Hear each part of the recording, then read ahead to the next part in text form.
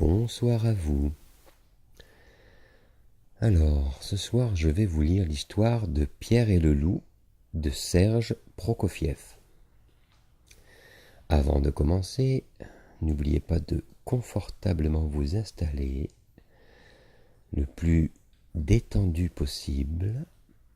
Gardez les yeux ouverts si vous êtes dans le noir, ayant le regard doux, vague, observant les changements de luminosité.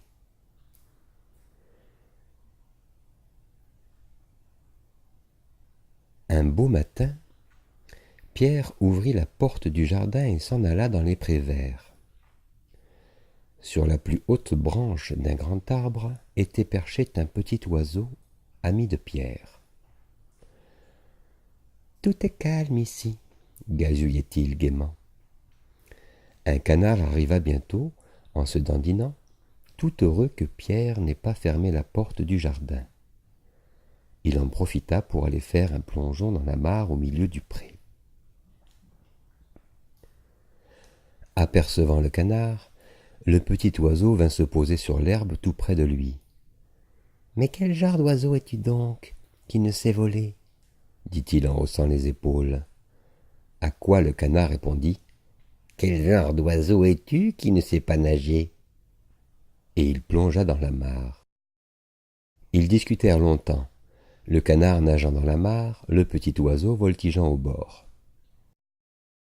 Soudain, quelque chose dans l'herbe attira l'attention de Pierre. C'était le chat qui approchait en rampant. Le chat se disait « L'oiseau est occupé à discuter. Je vais en faire mon déjeuner. » Et comme un voleur, il avançait sur ses pattes de velours.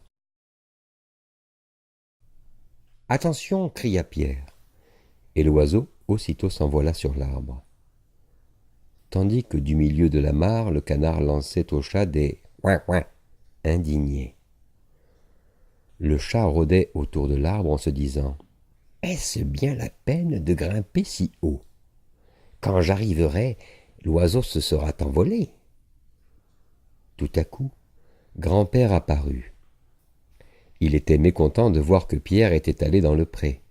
« L'endroit est dangereux. Si un loup sortait de la forêt, que ferais-tu » Pierre ne fit aucun cas des paroles de son grand-père et déclara que les grands garçons n'avaient pas peur des loups. Mais grand-père prit Pierre par la main, l'emmena à la maison et ferma à clé la porte du jardin. Il était temps. À peine Pierre était-il parti qu'un gros loup gris sortit de la forêt. En un éclair, le chat grimpa dans l'arbre. Le canard se précipita hors de la mare en caquetant.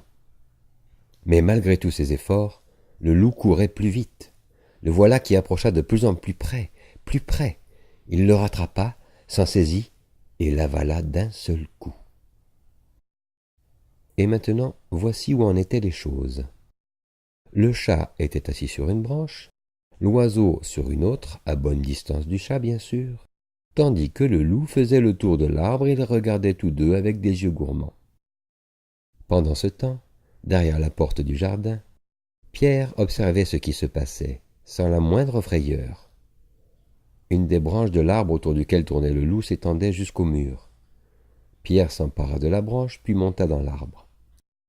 Alors Pierre dit à l'oiseau « Va voltiger autour de la gueule du loup, mais prends garde qu'il ne t'attrape pas. » De ses ailes, l'oiseau touchait presque la tête du loup qui sautait furieusement auprès de lui pour l'attraper. Oh, que l'oiseau agaçait le loup, et que le loup avait envie de l'attraper. Mais que l'oiseau était bien trop adroit, et le loup en fut pour ses frais. Pendant ce temps, Pierre fit à la corde un nœud coulant, et les descendit tout doucement. Il attrapa le loup par la queue et tira de toutes ses forces. Le loup, se sentant pris, se mit à faire des bonds sauvages pour essayer de se libérer. Mais Pierre attacha l'autre bout de la corde à l'arbre, et les bonds que faisait le loup ne firent que resserrer le nœud coulant. C'est alors que les chasseurs sortirent de la forêt. Ils suivaient les traces du loup et tirèrent des coups de fusil. Pierre leur cria du haut de l'arbre « Ne tirez pas! Petit oiseau et moi, nous avons déjà attrapé le loup. Aidez-nous à l'emmener au jardin zoologique. » Et maintenant, imaginez la marche La marche triomphale. Pierre est en tête. Derrière lui, les chasseurs traînant le loup, et, fermant la marche, le grand-père et le chat. Le grand-père, mécontent, hochait la tête en disant « Ouais, et si Pierre n'avait pas attrapé le loup, que serait-il arrivé ?» Au-dessus d'eux, l'oiseau voltigeait en gazouillant. « Comme nous sommes braves, Pierre et moi, regardez ce que nous avons attrapé. »